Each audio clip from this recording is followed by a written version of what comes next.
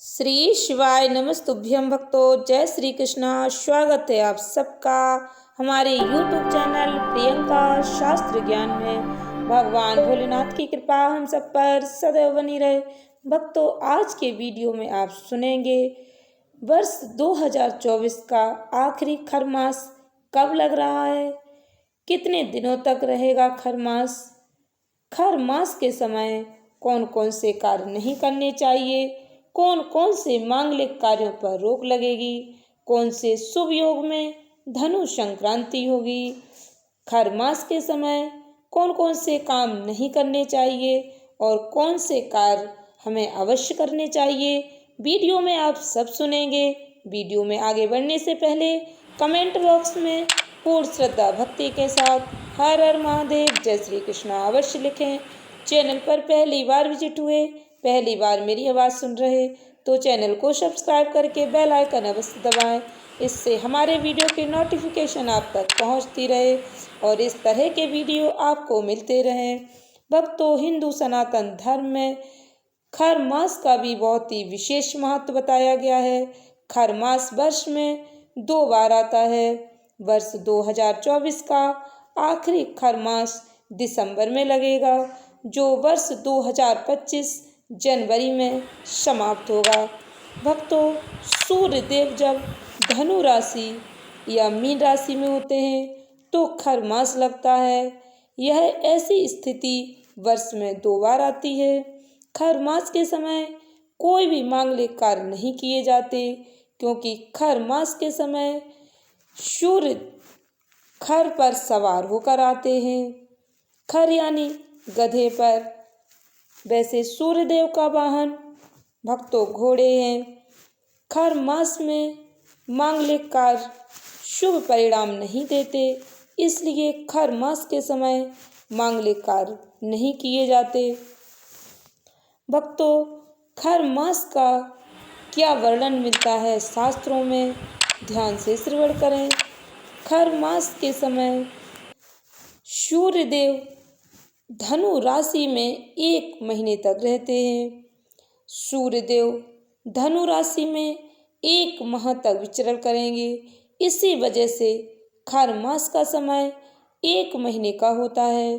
सूर्यदेव जब धनु राशि से निकलकर मकर राशि में प्रवेश करते हैं, उस समय खर मास का समापन होता है।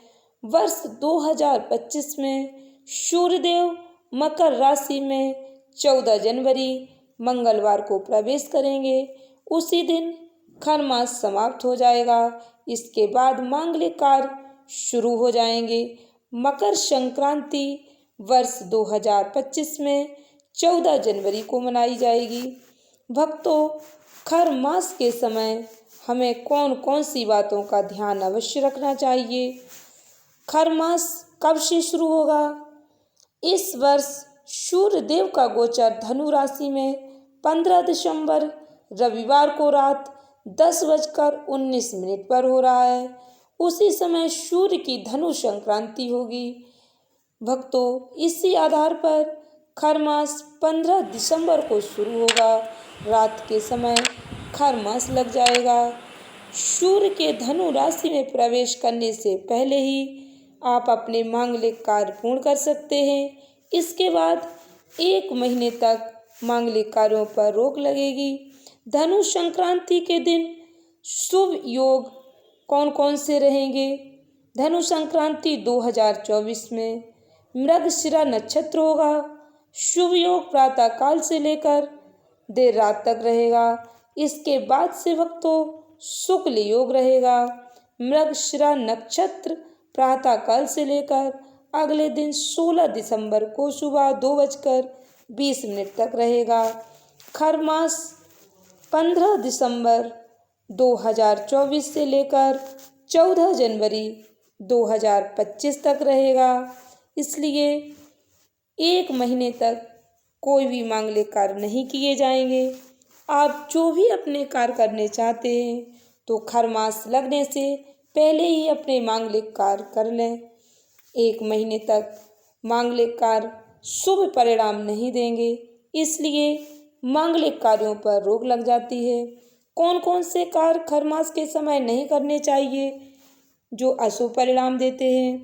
खर मास को अशुभ दिनों में माना जाता है, इसी वजह से विवाह इत्यादि मांगलिक कार्य नहीं किए जाते। मुंडन, विदाई, विवाह, गृह प्रवेश, नया बिजनेस व्यापार शुरू करना, नया कोई भी वाहन खरीदना, कोई भी नया बड़ा काम नहीं किया जाता, क्योंकि वह शुभ परिणाम नहीं देता। खर मास के समय भक्तों विवाह कार्य नहीं किए जाते, बेटी की विदाई नहीं की जाती, सगाई नहीं की जाती। खर मास के समय मुंडन, उपनयन आदि 16 संस्कार करने का भी हमारे शास्त्रों में मनाही बताई गई। खर मास में ना ही भक्तों कोई गृह प्रवेश होता है, ना ही नया मकान का काम शुरू करने का मुहूर्त होता है। खर मास के समय लोग कोई भी नया काम शुरू नहीं करते, नया बिजनेस व्यापार भी नहीं शुरू करते हैं। इसलिए आप 15 दिसंबर से ही पहले जो भी कुछ नया काम करने की सोच रहे तो आप कर सकते हैं। शुरुआत पहले कर दें, उसके बाद काम होता रहता है, किंतु खर मास के समय किसी भी कार्य की शुरुआत नहीं की जाती है। भक्तों, खर मास के समय यदि आप किराए के मकान में भी रहते हैं तो भी आप उससे कमरे को बदलने की सोच रहे तो खर मास लगने से पहले ही आप बदल लें, या फिर 1 महीने के बाद 2025 में आप कमरा बदलें। खर मास के समय आप जो भी काम करते हैं उन्हें सोच समझ कर करें। आप खर मास लगने से पहले ही जो भी मांगलिक कार्य करना चाहते हैं, कुछ भी नया बिजनेस व्यापार शुरू करना चाहते हैं, सगाई इत्यादि, बेटी की विदाई, जो भी काम करना चाहते हैं उसे खर मास शुरू होने से पहले ही कर लें। खर मास में आप क्या कर सकते हैं, ध्यान से श्रवण करें। खर मास के समय आप दैनिक पूजा पाठ कर सकते, मंत्र इत्यादि उच्चारण कर सकते। आप भगवान की पूजा आराधना पूर्ण श्रद्धा भक्ति के साथ करें। आप मंदिर जाकर पूजा कर सकते हैं। आप अपने इष्ट देवता की आराधना पूर्ण श्रद्धा भक्ति के साथ करें। ग्रहों की शांति के लिए मंत्र जाप इत्यादि आप कर सकते हैं। इसमें कोई पाबंदी नहीं होती। सूर्य देव को नियमित जल समर्पित करना चाहिए। भगवान श्री हरि लक्ष्मी नारायण की पूजा आराधना करनी चाहिए। भगवान विष्णु जी की पूजा आराधना खर मास के समय करने से शुभ फल प्रदान करती है। सूर्य भगवान की पूजा आराधना करने से शुभ फलों की प्राप्ति होती है। भक्तों, आप खर मास के समय पूजा आराधना कर सकते हैं। दान करना भी बहुत ही शुभ फल प्रदान करता है। खर मास के समय दान करने का भी कई गुना फल प्राप्त होता है। पूजा पाठ, दान इत्यादि कार्य आप कर सकते हैं। खर मास के समय दैनिक पूजा पाठ, भजन कीर्तन करना बहुत ही महत्वपूर्ण माना जाता है। खर मास के दिनों में पूजा पाठ करना, सूर्य भगवान की पूजा आराधना करना, भगवान विष्णु जी की पूजा आराधना करना भक्तों को कई गुना फल प्रदान करती है। खर मास के समय कौन कौन से शुभ कार्यों पर रोक क्यों लगती है? धार्मिक ग्रंथों के अनुसार जब सूर्य देव बृहस्पति की राशि मीन और धनु में होते हैं तो गुरु ग्रह की शक्तियाँ कमजोर हो जाती हैं।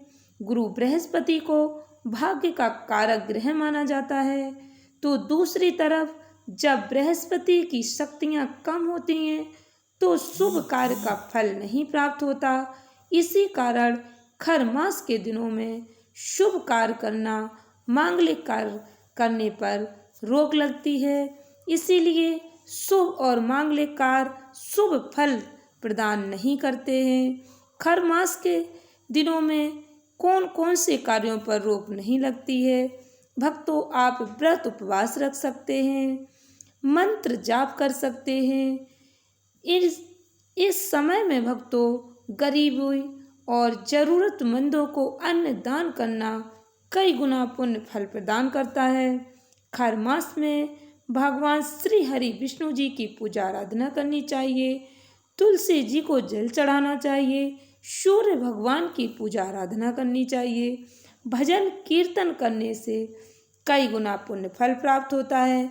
भगवान के नाम का जितना अधिक स्मरण करते हैं, जितना अधिक कीर्तन करते हैं, उतना ही अधिक भक्तों को पुण्य फल प्राप्त होता है।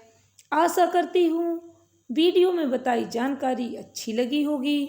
भक्तों, खर मास के समय सुहागिन महिलाओं को भी ध्यान रखना चाहिए।